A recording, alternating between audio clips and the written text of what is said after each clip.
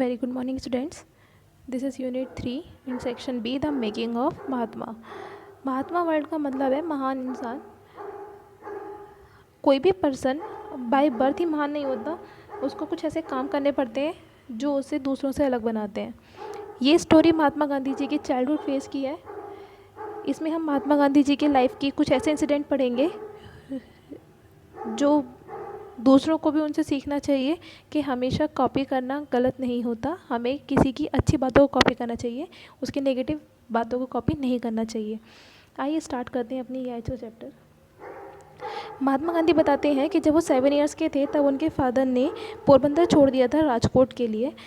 वो राजकोट में रहकर उन्होंने अपनी प्राइमरी की एजुकेशन पूरी की और हाई स्कूल की एजुकेशन पूरी की. तब वो 12 ईयर्स के थे. पोरबंदर में उनके पास स्टडीज़ का कोई ऐसा बहुत ज़्यादा मटेरियल नहीं था स्टडीज़ के लिए. वो एक एवरेज स्टूडेंट थे और हमेशा ये उनको याद है कि उन्होंने कभी झूठ नहीं बोला. वो हमेशा सच बोलते थे.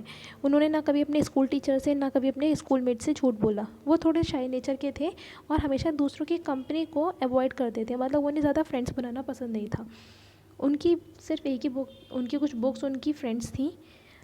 और जब भी लास्ट ओवर होता था, लास्ट क्लास होती थी, वो हमेशा वो क्लास ओवर करके अपना लास्ट आवर ख़त्म हुआ और वो तुरंत अपने घर के लिए निकल जाते थे. वो रुकते नहीं थे ना किसी से बात करने के लिए, ना उन्हें ये पसंद था कि वो किसी से ज़्यादा बात करें या कोई उनका मजाक बनाए.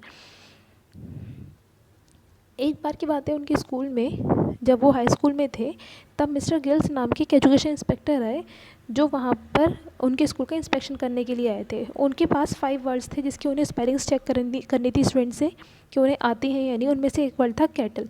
उनके टीचर ने जब वो गांधी जी की क्लास में गए उन्होंने सबको वो स्पेलिंग्स दी, सब ने सही से लिख दी. लेकिन जब गांधी जी का टर्न आया तो गांधी जी से कैटल की स्पेलिंग गलत हो गई.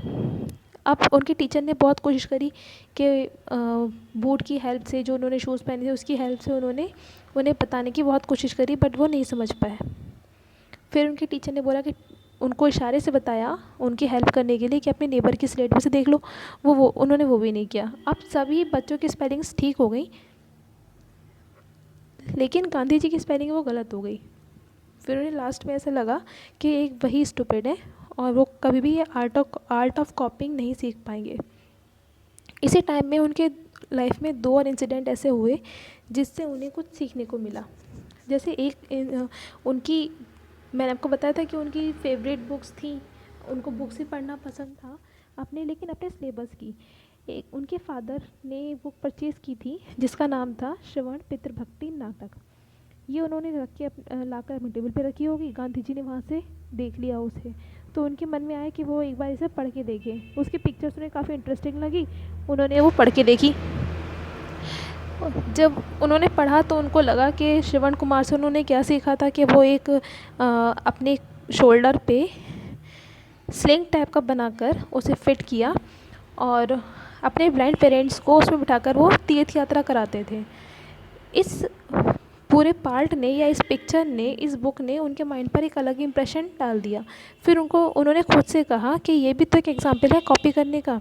मतलब उनको भी ऐसे बनना चाहिए. हर कोई चाहता है ना कि अपने पेरेंट्स की देखभाल करे और उनका ध्यान रखे, तो ऐसे ही उनके भी माइंड में ऐसा करने का आया. तो यहाँ से भी उन्हें कुछ कॉपी करने को मिला. तो कॉपी करना हर बार गलत नहीं होता, लेकिन आप क्या चीज़ कॉपी कर रहे हैं, इट मैटर्स.